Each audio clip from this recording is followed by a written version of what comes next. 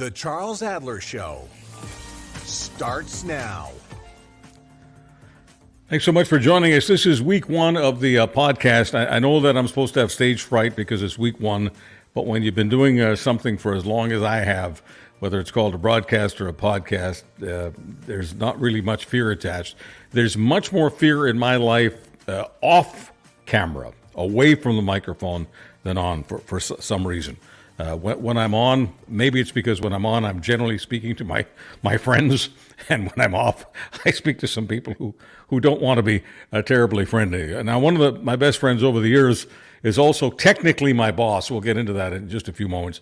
I don't have a habit of sucking up to my boss, and if anyone catches me doing that, catches me being a bit of a Mike Pence, a sycophant, a really vile creature that thinks they cannot climb the ladder of success or whatever ladder they're trying to climb without kissing a lot of ass. If I come across that way, please let me know. You can always email me, by the way, charles@charlesadler.com.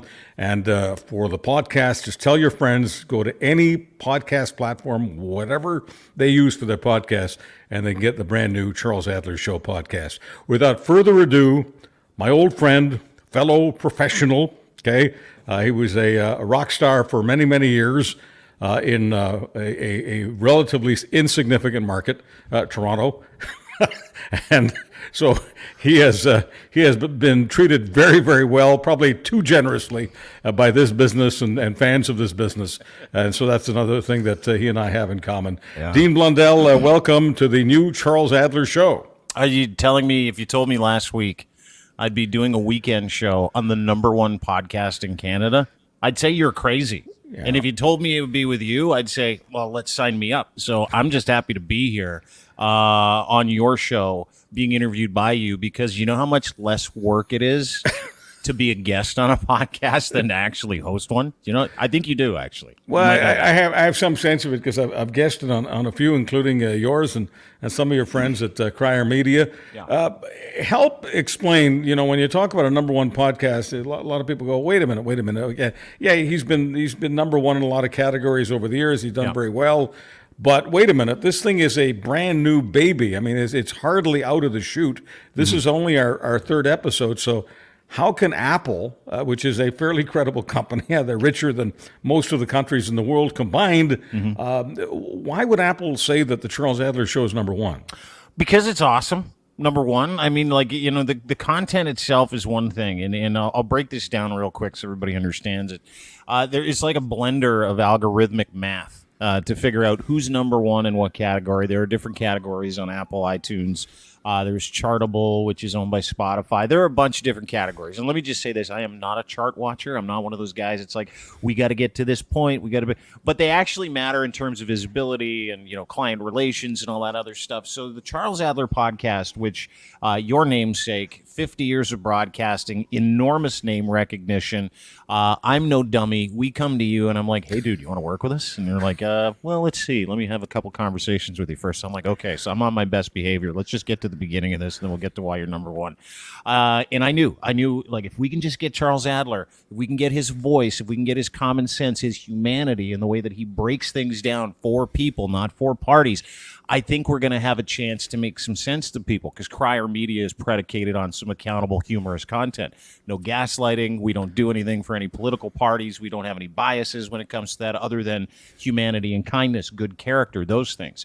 And so when we bring you in, we all knew, like everybody here knew, we knew, like, if we can just launch Adler, I mean, my God, this is just, it's like a sponge. It's just, content people want to hear, right? They want to hear about who's doing what the intentions are, and the truth, by and large, which is what you do. You tell the truth.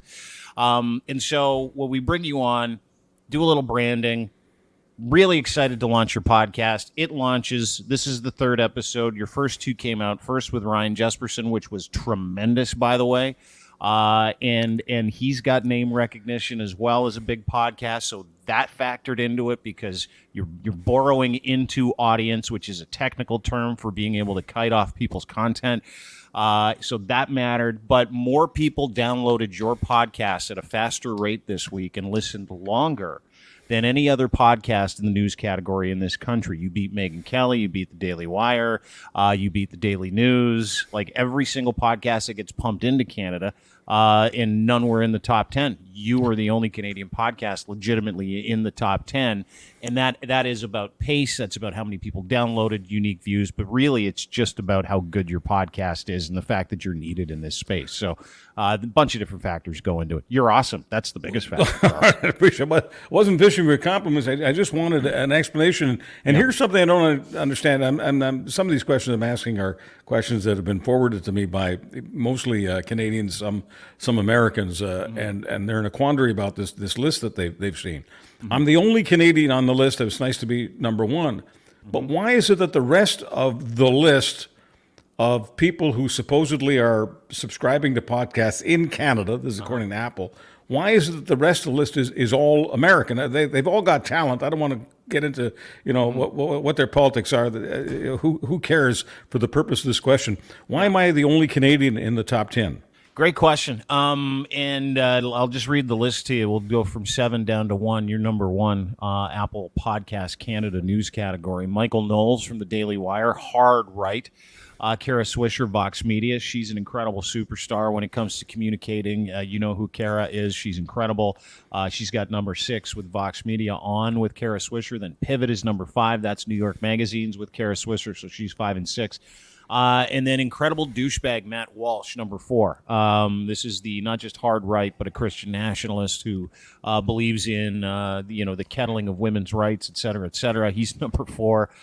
Sweet Bobby, never heard of it. Number 3, Megyn Kelly Show from SiriusXM. She's number 2, and you usurped her, not even on the list last week, as the number 1 podcast in Canada. And the reason why you see those American podcasts in your space is because those companies actually come with a branding exercise. Now, the branding exercise in podcasting is either legitimate or it is illegitimate. Because we are your partner at Crier Media and we know what went into the Charles Adler podcast, there was no targeted purchase of any advertising or any clickbait.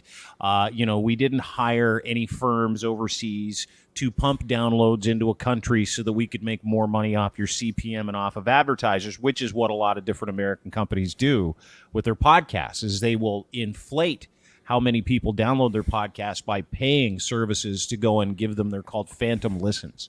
Now, the Charles Adler podcast had no phantom listens last week. It was all incredibly legitimate stuff. It was people who needed to listen to you, people who knew you launched a podcast, people who wanted to check out your conversation with Sandy Garacino yesterday or a couple of days ago, which was incredible, about Bill C-18, wanted to hear you talk about the launch of your podcast after an Emmy Award-winning 50-year career in the broadcast industry, making that transition into this industry. So, there's a lot of intangibles about why Charles Adler was doing a podcast as well. So you've got public interest and you've got real organic support of the network, meaning the entire network, about 130 podcasts at crier.co, took time to support this. We took time to actually tell people where they could download it instead of hiring someone to do fake downloads. And that's generally what you see when American podcasts are number 1 in different countries that are not in North America. And they do that so that they can cheat, make a little bit more money, and get on top of a chart so that they can go and sell ego,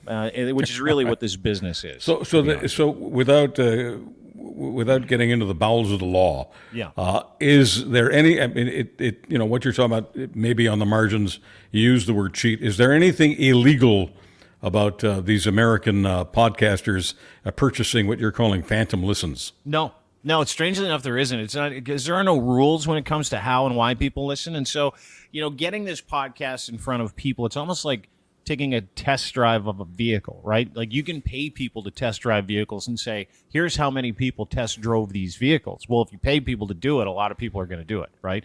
And then you can then go out and say and paint this story, which is really what social media is all about. It's about presenting a perception that something is bigger than it is, right? And where do we see that come from all the time? Like what side of the ledger, right or left? Where do you see the idea germinate that if we give people the perception that something is bigger than it is, that it is number 2 or number 3 or worldwide charts on every chart, then we will make more money, we will garner more influence. And keep in mind, these alt-right or hard-right podcasts that seem to do well in different countries have a very captive audience of crazy, right? Like we know that. Okay, so I'm thinking about Kara Swisher. By the way, I don't want to, make this sound like a command, but I'm asking. Yeah. But I'm also asserting. I want Kara on the show. So whatever, whatever you have to do. I don't need details. I want plausible deniability. Yeah. We just when Kara comes on the show, Yeah. I want people to think that it was volitional and voluntary. No coercion was involved. Okay. Okay. All right. Got So it. just that she wants to be here, just like everyone else. Just like Ryan wanted to be here, Yeah. and Sandy wanted to be here. You want to be right. here. I Kara do. Swisher, and I bring her up because she's doing really well. She's got 2 of her podcasts are in the top 10. Yeah. Okay, so naturally I'm honored to be in the same company. Now You're is number hard. one. She's only 5 and 6. You're number Okay, one. well, Just I so can you know. appreciate that, but Yeah. some weeks it'll be 1, and some weeks it'll be a different number. I don't want to take this stuff for granted. I'm very grateful, but I don't want to take anything for granted. Swisher is not hard right. I would find it really hard to believe that Swisher's people have to manipulate, buy phantom listeners, whatever, because she is really, really strong. Yeah, no, they don't. Kara Swisher's legitimate. That is a legitimate podcast that has legitimate downloads, legitimate listens. She is a legitimate star, a popularizer of information. And I think you'll find that with the legitimate podcasts that chart or do well or get authentic numbers, meaning that real people are listening to them, they're not being paid to do it, is the ones that you see. So of the top 7, it's yourself and Kara Swisher. That's it. You've got several that are not. And so when we see these algorithms take over, and we can kind of break that down, and we won't have like a full accounting of how many people downloaded your podcast till the end of the week, but it is like trending, right? And the amount of effort that goes into promoting in any capacity these podcasts, that's one thing. And so she does one podcast with New York Magazine. That's huge. She does another podcast with Vox Media. That's huge. So she's got the power of the network to be able to share that stuff into mailing lists of millions and millions of people, right? And so Canada, by and large, is a proxy news state of the United States. And so you will see some legitimate ones in here as well mixed in. But I know the people. I know the people that are doing work for like the Joe Rogans, the Megyn Kellys, the Daily Wires. I know them. And so that's how I know it is illegitimate. All right. Dean, I want to turn this on you because you are the guest, so I want to treat you like the guest, and it doesn't matter what kind of a business relationship we have. And I called you the boss earlier. I don't think I've ever called you the boss off camera. No. Does that word, that B word, because I know how you feel about some of your ex-bosses. Do I make you feel uncomfortable when I call you that? No, man. No. Okay, I mean, all right. you know what? Like I'm uncomfortable with that whole idea, to be honest with you. Okay. And We're it's partners. weird. Yeah, We're we partners. are. But it's weird because, when we started Crier, which started as kind of our namesake, DeanBlundell.com, which I was very uncomfortable with for a long period of time. When we started it, it was supposed to be, a revenge play, right? Like that, it was like my way of sticking it to everybody, my way of trying to figure out. And keep in mind, I'm that guy that has absolutely no transferable skills, so I didn't even know how I was going to do it. It was like, man, I'm just going to do a podcast, see how it goes. I'm going to write some stuff. And you collect people along the way, and then you collect a business plan along the way.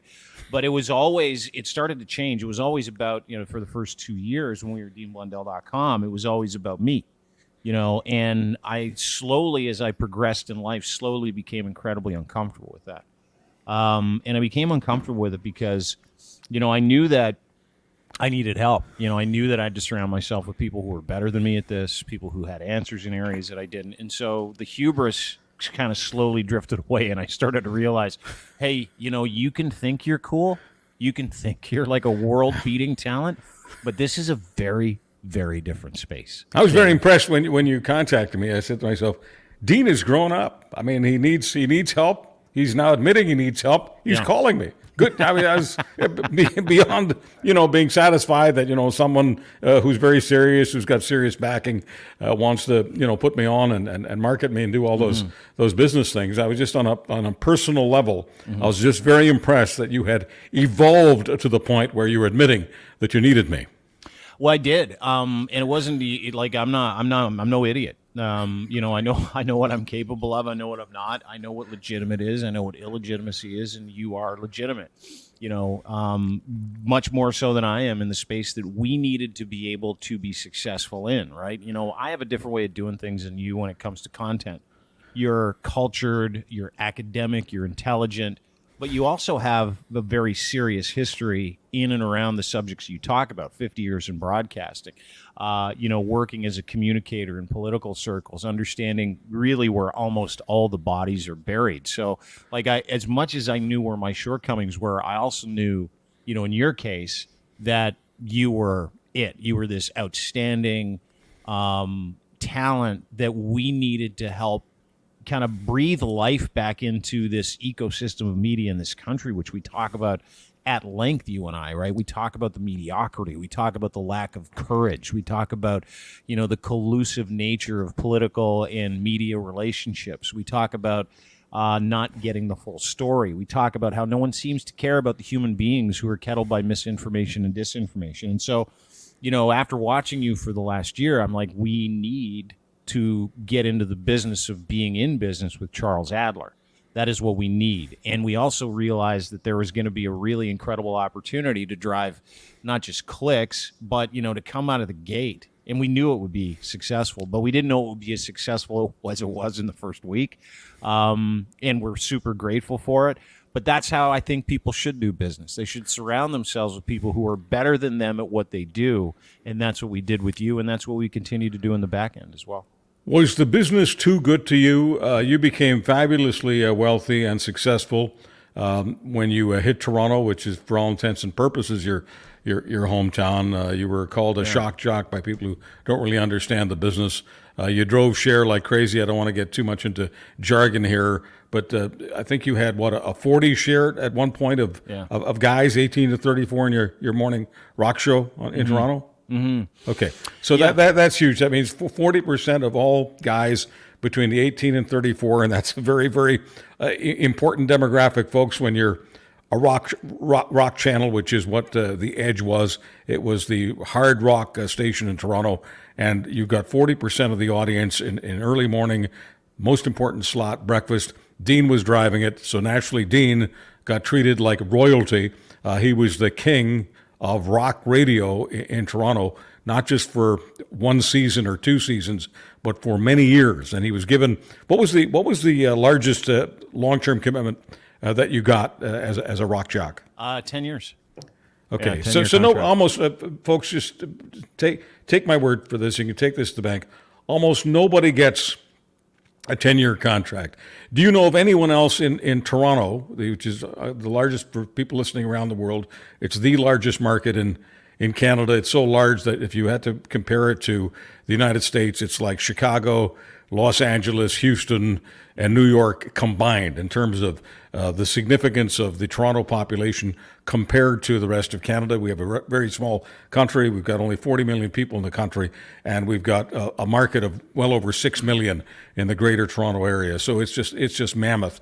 Do you know of anyone who has ever gotten a 10-year commitment in this business?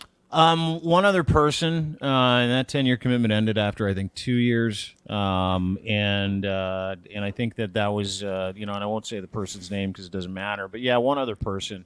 And I was lucky. If we want to back channel into that conversation, which I'm always happy to talk about, obviously, which is part of my life, right? It was a huge portion of my life. And that portion of my life was very, very successful by, radio standards is, from 2001 to, 2014, 2015.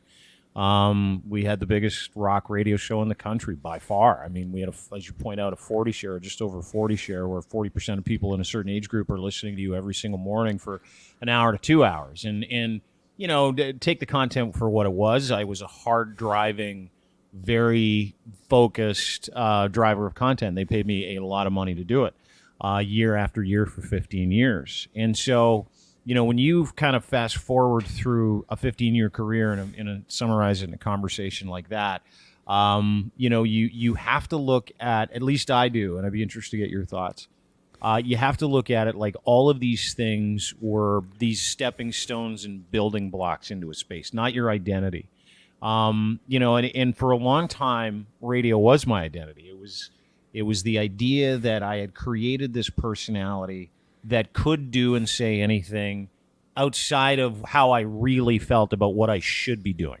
I felt like it was, and I've said this before in a couple podcasts, is that when you start in radio, and I think it takes a special person to be successful in that industry, it takes you putting away, any issues you have for a 4-hour time slot in the hardest driving market in Canada, the third hardest driving radio market in North America, and one of the biggest in the world, most competitive in the world. To have 15 years in one time slot where you are number one for, a good 10 to 12 to 13 years of those 14 to 15 years.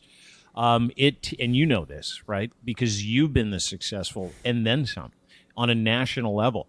It requires all kinds of courage. It requires all kinds of selfishness. It requires you to shut out family. It requires you to shut out certain responsibility. It requires you to push away any ideas or any lack of confidence you might have in the morning or when you're hungover. It requires this incredible focus to be able to perform on a daily level to that extent. And I would say by year 13, I was burnt out. I would say by year 13, I had had enough. I had developed this incredible drinking problem. I had developed this incredible self-centered center of the universe issue. I didn't really know what I was here for anymore. And that was probably 2013, I would say, where you sit back and you look at your bank account, which is ripe. You look at your success, which is external. And, by all accounts, in 2013, 2014, I should have been the happiest guy in the world because I had achieved everything I wanted. I had made millions of dollars. I had become the biggest, radio guy in the country.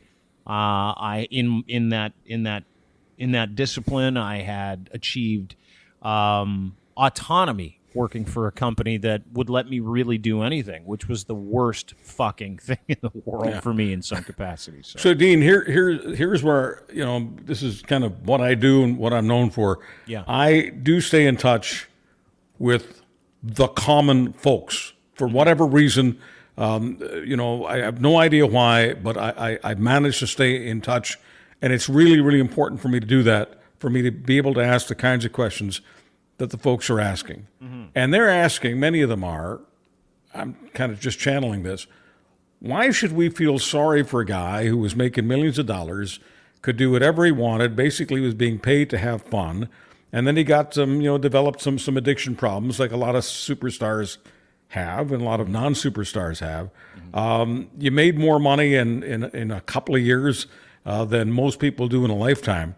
Why should we feel badly for Dean Blundell, and why is he being a victim on the screen right now? Oh man, you're touching on my recent life's work. It's an interesting question. The world is full of victims, right?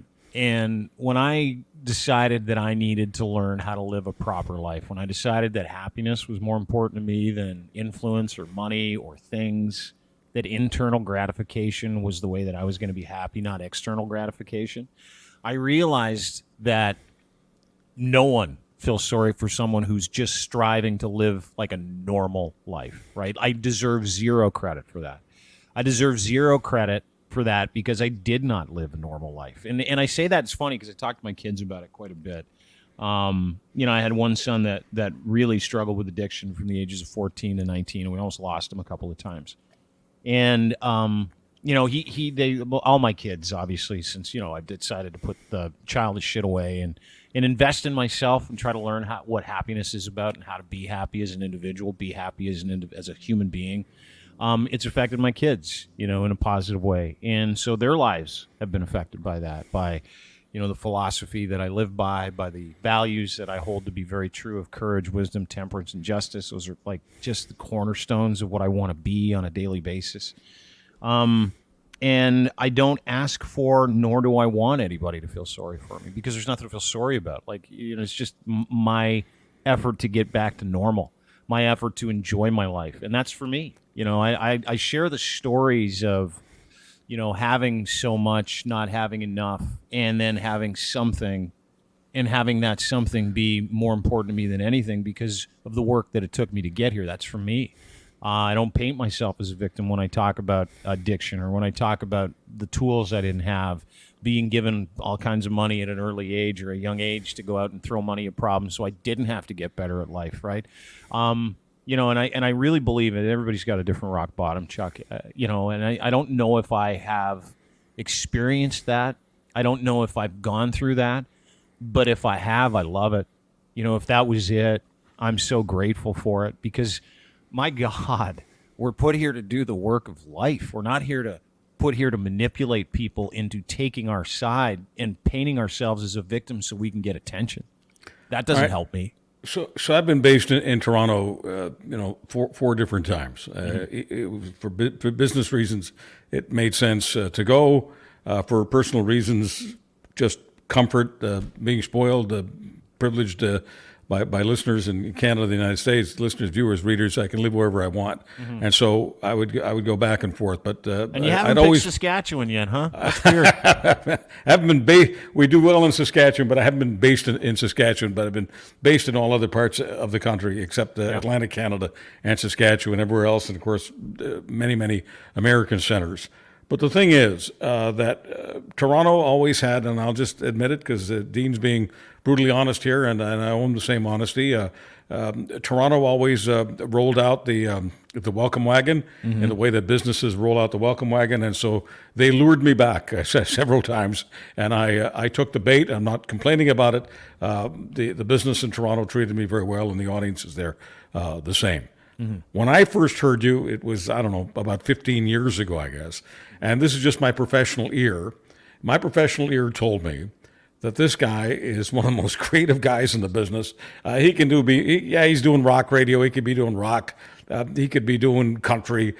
He can be doing talk, radio, television. It doesn't matter. You're just someone who had all the juice, checked off all the boxes, and you connected like very, very few people do. And I remember 15 years ago, I said to myself, unless this guy develops a serious ego problem or an addiction problem, he is set. And I don't enjoy being right 99% of the time. But I saw this train coming. Yeah. I saw the train. You did, huh? Yeah. It's so familiar to so many people in that industry of radio or mainstream media, right? You were so wired. Yeah. And I just said to myself, if he manages to stay in touch with reality, being as wired as he is for 4 hours a day, just all kinds of stuff is coming at him, and you're just hitting everything out of the park.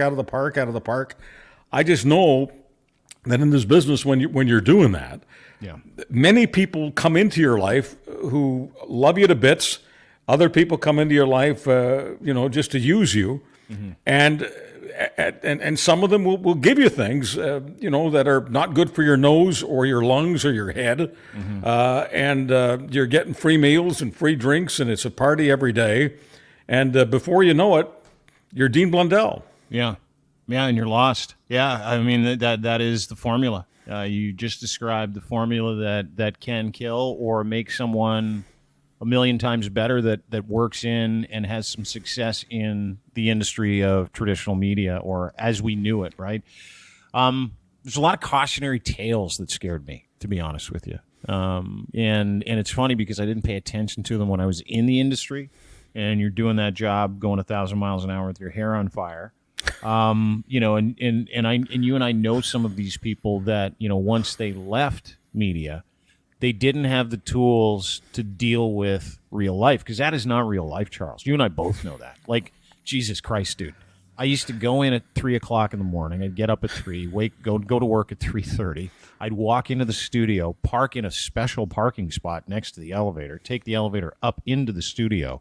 I'd walk into the studio. There would be a pot of coffee, my favorite creamer, a paid-for breakfast. The seat would be ready. Everything would be wiped down, and I would walk into that seat, and someone would go get my car when I was done, or they'd park it when I got there. It didn't matter.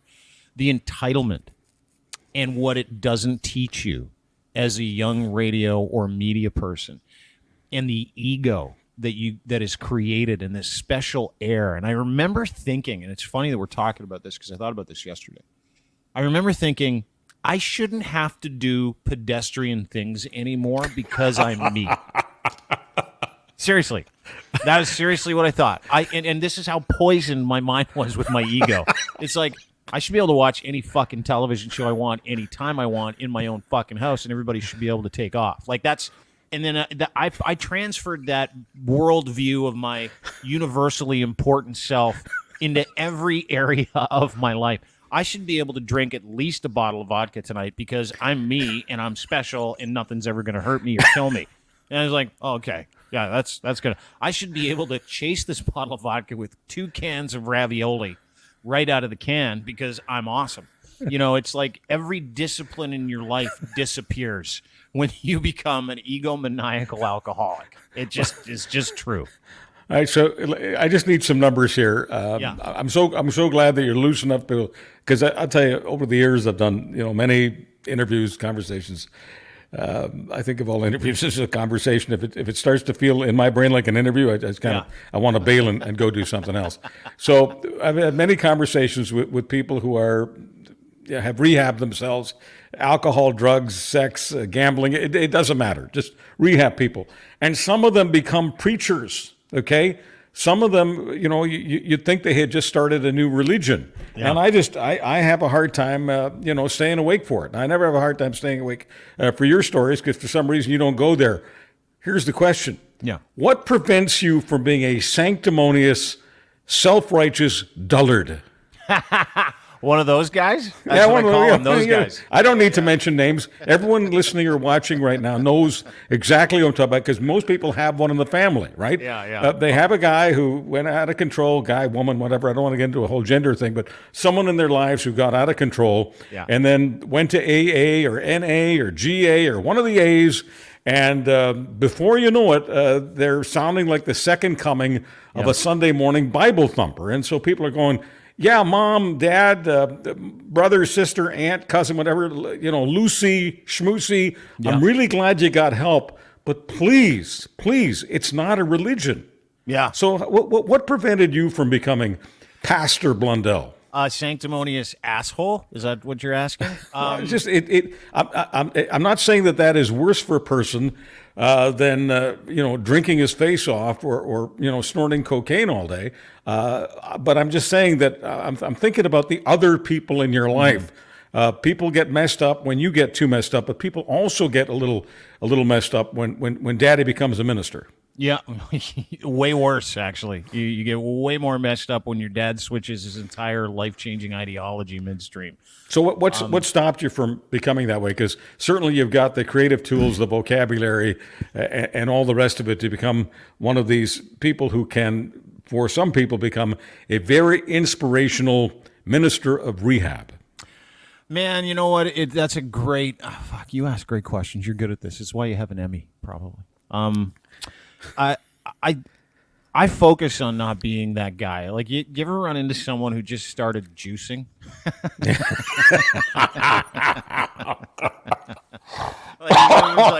Someone's like, hey, listen, I don't know about you eating that burger right there. I've been juicing for 2 days and I feel incredible. You should really juice. And you're like, dude, you've been doing it for 2 days, right? Like, fuck, relax.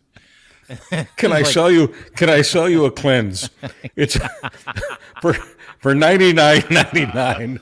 Yeah. I can clean out all the bad shit. Yeah. Oh yeah, dude. Yeah, we'll put coffee in a tube. We'll shoot it up there, and it'll come out, and you'll feel like $1 million. No, I'm good. Same thing with naturopathy. Like, take nothing away from people in their medical journey. Right. It's like, hey, listen, I don't buy into that, and the reason why I don't, hey, you should really go see my naturopath. She's not a real doctor. I'm like, oh, yeah, I'm not going to do that.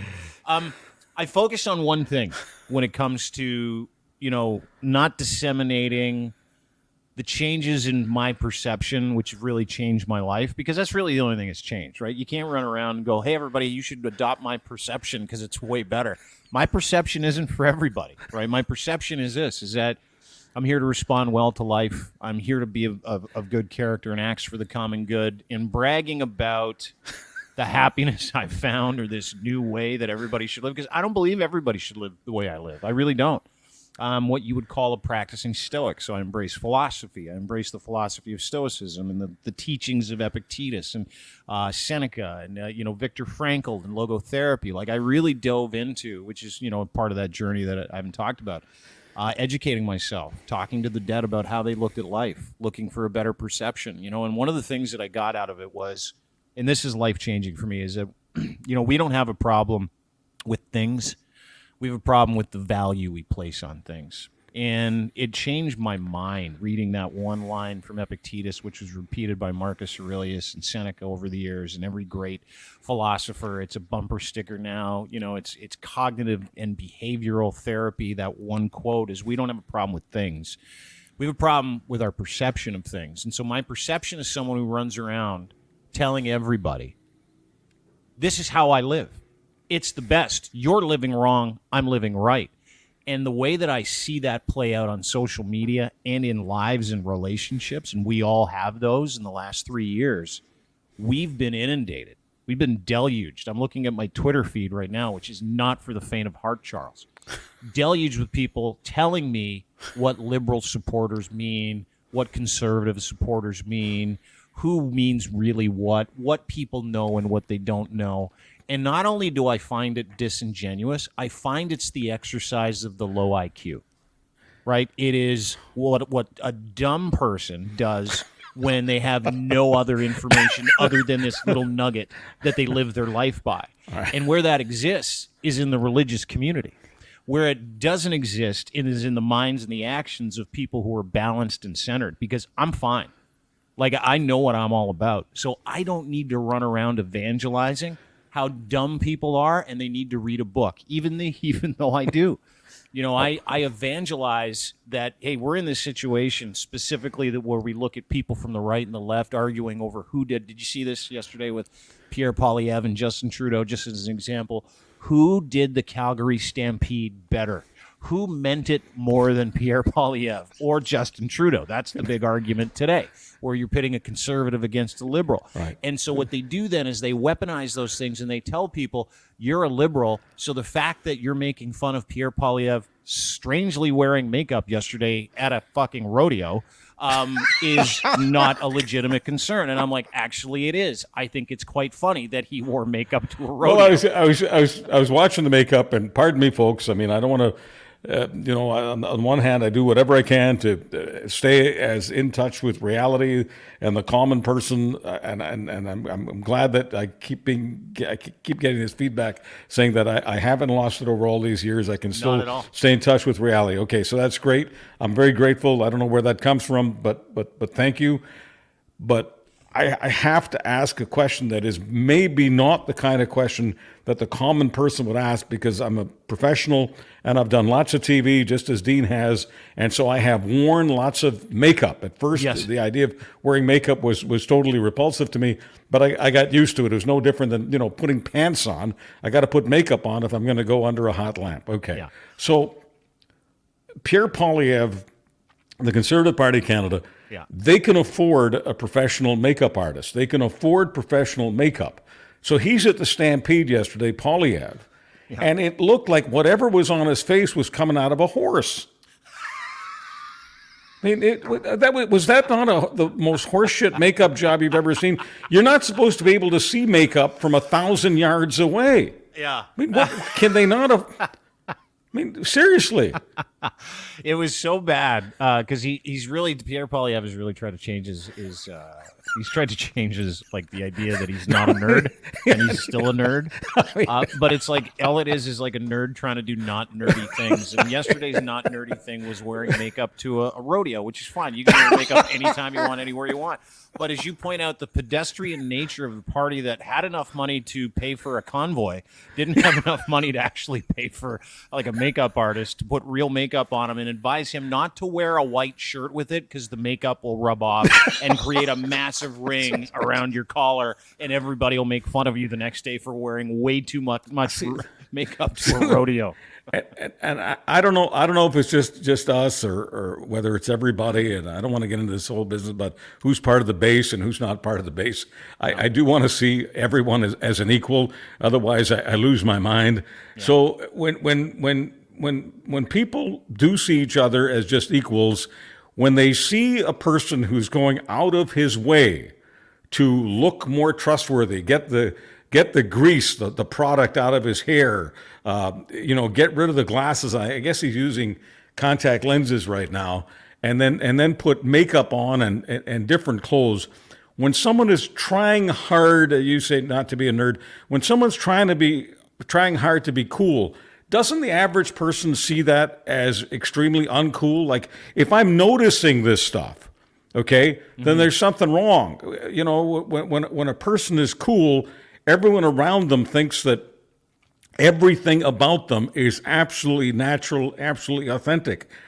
This guy looks like someone impersonating somebody. I don't know who he's trying to impersonate right now. He just wants to be someone other than who he is. So when you're not comfortable in your own skin and you're making that obvious, there are a lot of things that average people think of, but leader is not one of them. I mean, I'm not going to follow some guy who isn't comfortable in his own skin. Am I missing anything? When you follow leadership or the people that you respect, let's just play this one out because it's a great question and it touches on perception, right? Which is, we have a perception war going on. If people can convince other people that someone is something when they're not, that's the goal, right? That's the entire goal with media. That's the entire goal with politicians and media. That's the goal. Let's show people only part of this that we want them to see that might, create some type of a network effect, or people might like us more. And they do that because they know why people don't. So let's just put that on the shelf. This is my opinion, by the way, is the perception war that we see fought today has everything to do with trying to tell somebody that what the other person wants for them is terrible, and what they want for that person is better for them, right? It's about affirmation. It's about confirmation. It is never about, just tell me what it is that you propose. Give me the good. Give me the bad. If there's a way that a guy like Pierre Poilievre, who is not only unlikable, he's a terrible fucking human being, like an awful human being. If there's a way for him to hide how awful of a human being he is, he will spend all the money on that, right? And that is not just disingenuous. I have no respect for it. I have zero respect for it because of the values that I live my life by. It's a game, and if you can't play this game in media today, this is why media fails. This is why no one likes politicians. This is why the bloom is off the political rose. And you know this better than most after 50 years in media, working in politics, working with politicians on communicating and messaging. These are not the same quality individuals that you and I knew growing up. These are not the same people with master's degrees. These are people who will play that game, right? Now, what we also have is a real vacuum where nobody's willing to talk about these things. Nobody's willing to out these people as people that are not serious about doing the business of this country, not serious in media about telling us about the business of this country. And so I don't have any respect. Like, I have no respect for mainstream media or traditional media. I have no respect for the relationships that they have with our political masters. And I have less respect for any politician that uses media, perception, video to tell someone else that what they're seeing and what they're hearing isn't real. That's almost elder abuse. Do you know what I mean? Like, it really is. Yeah, all right. Dean, I'm always conscious of the fact that the people who are listening, watching, who aren't particularly, enamored of politics and or media for that matter.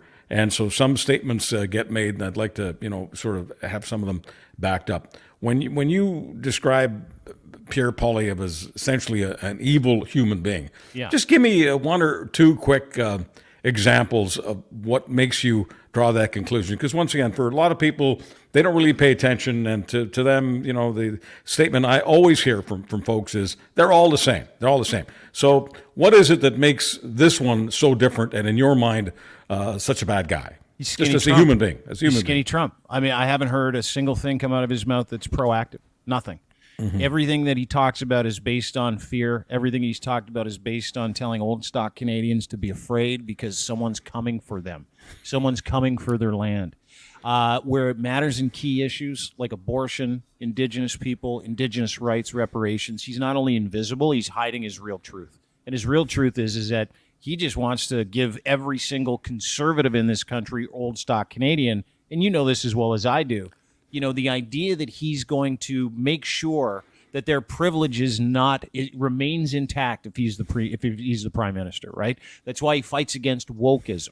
How about that? How about taking the word woke and weaponizing it, turning it into a pejorative? We all know what the word means. It means to be actively and keenly aware of social and racial inequality. That's what it means. And somehow he's had the ability to not only weaponize it, but make it a pejorative. So anybody who says, hey, I like to be well aware and actively aware of racial and these are all dog whistles. You know that, and I know that. The Magna Carta, bringing up Magna Carta, rubbing wood, not having a message, not having any answers, just literally gaslighting pure hatred and fear to the dumbest people in this country. So that's why he's evil. What was the? Pardon me for not taking some of this stuff too seriously, but the wood thing when he did that digital that video thing on the wood where he's talking to the wood and he's fondling the wood. I thought he was about to make love to the wood. I mean, it just I mean, seriously. I mean, it was wood porn. Yeah. What was that? What was that about? What was the point of the constant rubbing and speaking, like pillow talk to the wood? Yeah. Closing his eyes. I thought, he's got this fetish and they ought to get the camera away because we don't want to see this. We don't want to see the way this ends. I was thinking that some tender parts of Pierre Poilievre would get splinters. I mean, I was a little, but seriously, do you know what that was about? I do actually. Okay. So if there's one thing, and this is my white privilege talking, by the way. And I used to live out west, and I do understand this mentality because I heard it growing up. I heard it in school. Reclaim. That one word, right? That one word is something that a whole bunch of really uneducated white people in different provinces around this country just loved. Reclaim. So he's playing with reclaimed wood. That was his whole thing. For people who are not experts at woodworking. What for the non-woodworking expert? For the non-woodworking folks. Yeah. What does reclaimed wood actually mean? Well, reclaim. So he started this video by talking about how much he loved working with reclaimed wood and how he wanted to reclaim Canada for these Canadians, reclaim it, and then made mention of the Magna Carta. Right. And if I'm just give you a little backstory to the Magna Carta real quick. Reclaiming your privilege, reclaiming what's yours. These were all things and little catchphrases that he put in to his wood video prior to doing another video with Jordan Peterson where he said he connects with old Canadians based on, and I quote, plain Anglo-Saxon language. Okay. Evil. So now, if we go back to the Anglo-Saxons and we take the Magna Carta, which is also mentioned in there, as he's telling you, let's reclaim your privilege. I'm going to take you back to the Magna Carta. Well, the Magna Carta was really started by misinformation, the Stuart Rebellion saying, hey, King John's going to take your shit. So the lords all rose up, and King John's like, I don't know what you're talking about. Let's just sign this Magna Carta and get on with it. And everybody's like, okay, now we have rights, common law rights. And that entire crowd is now like, there's a lawsuit in British Columbia of this doctor who's using the Magna Carta to sue the province for $66 million because he's a pureblood. Like, all of these things feed into each other. But this stuff is so weird. I'm glad that you understand it. I'm glad that you understand all these metaphors. That reclaiming wood is a metaphor for reclaiming whatever rights your grandparents had in this country as white folks. The term mass appeal comes up. We always used to use it in the business, in radio and TV. If something isn't mass appeal, forget about it. I mean, doesn't he have to have a much broader message then? I mean, how many people can relate to it the way you've just explained it to us, Dean? Not many. That's why they put keywords in their language, like reclaim your privilege, reclaim what's rightfully yours. They can't come out and say, hey, we hate immigrants too, right? They can't come out and talk about, real things, because everybody knows where they really stand, and they know that this is just rage farming for effect, for the bank account that belongs to taxpayers and the bank card that comes with it, so they can feed those sweet government contracts to their conservative friends. And listen, it happens on both sides of the aisle. I mean, we're in this date and this time where I don't know about you, but I don't trust anybody when it comes to my taxpayer dollar. Like, I just don't. And so I just assume that everybody's out to get it. But the way that he's going about it isn't just disingenuous. It's fucking mean. Okay, but does he think that he can convince? Let's talk about just white people who think that they would have better jobs, better opportunities, more affordable housing, cheaper plums, whatever it is that people think about. Okay, yeah. If you want to blame immigrants for all of your problems, okay, are there enough people in this country who think that if Pierre Poilievre was the prime minister, that they would get better jobs? That what's Pierre Poilievre supposed to do? Like push immigrants out of the country so that white guys can have the jobs that immigrants do? White guys don't even want to do those jobs, and that's maybe we can save that for a different conversation. But what is the expectation of say a white male? You say old stock, the term that Harper was using for a while. In other words, someone who's a 5th, 6th, 10th, 15th generation Canadian. Are they expecting to win some sort of lottery ticket if Pierre Poilievre becomes prime minister, and all of a sudden opportunities will flourish for them, and immigrants will get out of the way of these so-called wonderful jobs? It sounds bizarre to me. It does. I always like to think. I always like to think that a customer is looking for something, and the person who's selling them something, can convince them to put their money down. In this case, it's put your X on the ballot. Do people actually think that if they put an X on the CPC ballot, that suddenly life will become more affordable and that they'll have better opportunities? And I'm not trying to be sarcastic. I'm just honestly asking the question: are there a lot of people who buy that? I believe there are. I mean, I haven't seen this kind of vitriol where you've got people who've never met each other, calling each other pedophiles over whose guy they like more, right? I haven't seen this kind of like stranger danger when it comes to political ideologies, conversations ever.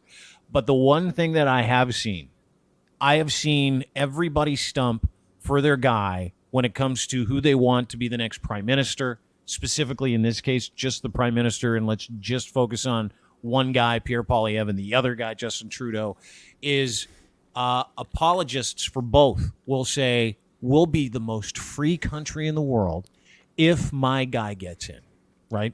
They keep saying that's really. There's a report, I think Frankie Graves put it out, one of his things from Ecos, and he's like 68% of people who support the Conservative Party of Canada, the number one issue, the number one thing on their agenda is, quote, freedom. All right. Like, freedom. The next one is like, I don't know, it's like healthcare's third or fourth or something like that. But number one is freedom. Unqualified word, zero specifics. So what has happened is that institution of the Conservative Party of Canada has convinced millions of people that they'll be more free if he gets in. So I'm pretty sure I'm not trying to be argumentative, but free to do what? Yes, no one knows. I mean, what, free to put makeup on that looks like horse manure? I mean, what is it? What is it? Okay, let me get to something else, because I always feel like I'm not doing my job unless I ask. I never want this to end, by the way. I'm on the number one podcast in Canada. I appreciate I'm having that. a great time. I appreciate I've that. had to prep nothing. You're carrying all the mail. I love this. But it's number one according to an organization that's never been successful, Apple. Apple says we're number one. So why? It's just Apple. Here's the thing. it's an uncomfortable question because I've got to do my quota. This is something I commit to, and it's the social contract between the audience and me. Yes. So here's the uncomfortable question for Dean Blundell. Yes, sir. Have your kids forgiven you? For being a dick? I got one right here. I should ask them. The answer is yes, because I live it, right? I live my amends. Switching gears, for every parent who knows that they are not a great parent, it doesn't matter how old your kids are. Because I've gone through this with my dad, gone through this, not my mom, she's perfect. My dad, for sure, we've had serious reparations over the past 5 years. And I love him. I love my dad.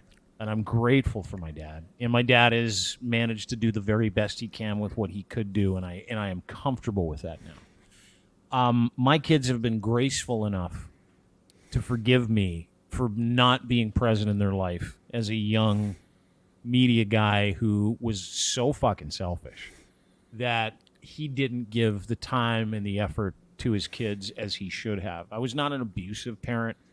Never. I think, the way that I carried on, I was never really drunk around my kids. That was me. That was, the thing that I carried around on my own and tried to kind of segment it. But, all the things that come with living a life that is as successful as that is that something has to sacrifice. And I sacrificed spending time with my kids, doing mornings. I never got up with them, at 3:30 in the morning. And I didn't see them in the morning. I didn't see how glorious they could be. Unless I was on vacation. When I was on vacation, I was like, man, I'd rather go back to work because it's way easier, right? So I would say, and to not, to let you into my life, they have lived with me now for many years, just me. And that time that I've had with them has been about living my amends for not being the dad that I wanted them to have. And when you truly, this as a father, when you truly love your children, right? You'll do anything for them. And that includes sacrificing your selfishness. And that includes going to get help. That includes going to AA for a good year and a half. That includes going to psychotherapy. That includes prostrating yourself on the idea that you didn't have any answers. Your kids already knew, and they're just really secure in the idea that you're okay now. And that you're going to be consistent on a daily basis, and you're going to love them on a daily basis. You're not going to beat them up verbally or mentally for mistakes that they make. You're going to walk through this with them. You're going to understand that as a parent, and this is what I know today that I didn't know before, is that having a relationship with your kids is the best way to discipline your kids. Now, my kids are a little older, 23, 19, and 17, and they are all wonderful citizens. They are all loving men. They are all deferential men. They are all helpful. They are all happy. They're all hopeful. They have great life philosophies. They know that the business of life is incredible, and it comes with tough days that you have to be prepared for. Now, if I didn't have the last 5 years, if I didn't have the psychotherapy, if I didn't go and get the help that I needed to be the man that I truly felt I wanted to be, none of my kids would be here. Should we just do you mind if we fill in a blank here? Yeah. Just in the interest of honesty. Yeah. Isn't it true that an important part of this is an important part of the reason that your three sons are such wonderful, giving human beings and do not appear to be damaged at all is because of the work I did for years mentoring them. I mean, let's just put the cards on the table, man. Yeah, they keep telling me, why can't you be more like Adler? Like 5-6 years ago, they're like, stop drinking, be more like Charles. And I'm like, all right, I'll do that today just for you. I'll channel my inner Adler. It's another burden, folks, being a role model for the sons of drunk rock jocks. Yeah. Okay? Just another service. Can't you another just be service. like Chuck, Dad? That's what I heard for years. So here I am doing my best Chuck impersonation. Yeah. Dean, on that happy note, can't thank you enough for all of the opportunities. They would have come to me sooner had the guy with horseshit makeup been prime minister. But because he wasn't the prime minister, I needed someone like you to come along to give me the opportunities, not to mention the freedom that I have today. Thank you for everything. Charles, listen, my pleasure. And we're going to work together for a long time. We're going to have a lot of fun doing it. And I, one of the things that I will say is I think the connective tissue that you and I have intellectually, emotionally, maybe spiritually at this point is this thing called vulnerability. And I would encourage everybody to live that. You never really know, depending on who you run into and what you do in this life, you never really know how to connect with people until you're vulnerable with them. And not for the sake of being vulnerable. Like, don't walk around going, I had a shit life. How about you? No, that's not how it works. I got beat up in the 3rd grade and it still bothers me. What about you? Yeah, 6th grade. Same with me. Okay, good. We're victims. But when you want to have an honest conversation with somebody who's and we got a major angry dude problem in this country, and it's something I hope you and I can kind of go a long way to helping solve. Is talk to people, be vulnerable. It's okay to talk about where you're from and what you've done and the learning experience that you've lived in this life. And I would encourage everybody just to remember one thing: it is never too late to be a happy person. It's never too late to be happy, and it's never too late to make fun of yourself. So much of this anger, we talk about rage farming and all the rest of it, so much of it is coming from people who just aren't honest enough to say, hey, I'm just a human being. Laugh a little bit, share a laugh, and certainly laugh at yourself. If you can do that, so much of the rest is easy. And I'm just going to leave it there because I don't want to become Pastor Chuck. I don't want to become the person that I make fun of. Dean Blundell, I love you, man. Thank you. Thanks for having me. This is my ultimate pleasure, being able to do your show and do no work. Thank you so much. You're very welcome. Now, if you want to make sure that as many people as possible are enjoying the experience that you're experiencing. Yes, sir. Simply spread the word, folks. Simply spread the word, and you can get this podcast everywhere that you get your favorite podcast. So please tell your friends. And based on what Apple is telling us, number 1 in our very, very first week, I do want to thank everyone who has been tuning in, and not just tuning in, but staying with the conversation. There was a world that I came from where I was constantly lectured by certain people who called themselves experts, saying, Chuck, most people only get 10 minutes. They only get 10 minutes if, and people surf on radio, surf on television. They only get 10 minutes. So we want you to make sure that you can get people for at least 20 minutes. And if you can get them for 20 minutes, we will make you very, very rich. Now, they were very kind to me. As I always say, the audiences were very generous with me. When I say that, I'm saying that they would give me not just 20 minutes. Many of them would give me 3 hours. And that blew the doors off a lot of people who were in the business, who were luring me to different markets to do what I do. I will never be able to figure out quite how it happened, but I can never thank the audience enough. I often say that everything I do is a thank you card to Canada, and I mean that 100%. So thank you, Canada. Thank you. In this case, we're podcasting, so therefore it's online. It's available to the world. Thank you to anyone who is listening, and if you want to encourage your friends to be listening as well and viewing, simply get them to any platform where they get their podcasts, and we'll be there for them. Thank you for being here for me and for Dean Blundell and everyone else involved in this particular visit of the Charles Adler Show podcast. Thank you very, very much.